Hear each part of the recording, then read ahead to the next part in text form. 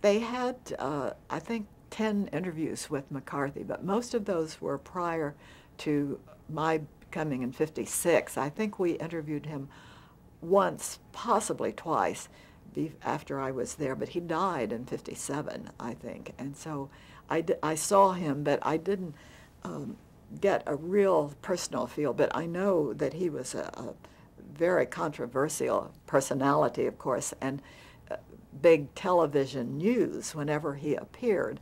So he was interviewed often because he was in the news. It's always a question with a program such as Meet the Press. When someone becomes very controversial, if they're not real well known, do you put them on and make them more well known and maybe more controversial and to a side that really can't be good for the country? Or is it your obligation to put them on and let people judge for themselves? He tended to go that way after a certain point, but it's just judging that exact point when someone is so newsworthy that you should interview them. I know we hesitated for a long time before interviewing Robert Welsh, who was head of the John Birch Society, which was a very right-wing organization. And eventually we did an interview with him, which he got really a hard questioning, hard time in the questioning, and the news reports were not favorable to him.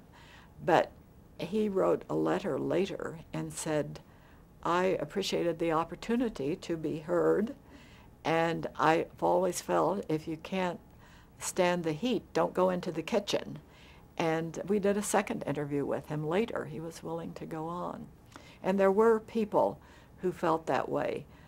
George Meany, who was head of the AFL-CIO, said that he once wrote that 1 half hour of Meet the Press could age a guest 10 years, but he thought it was a valuable contribution to society.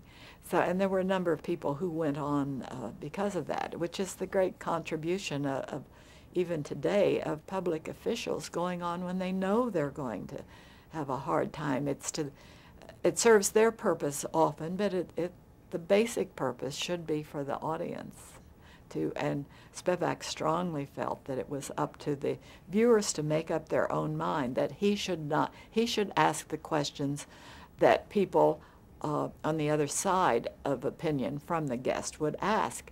And Tim Russert today operates, I know, by the same standard.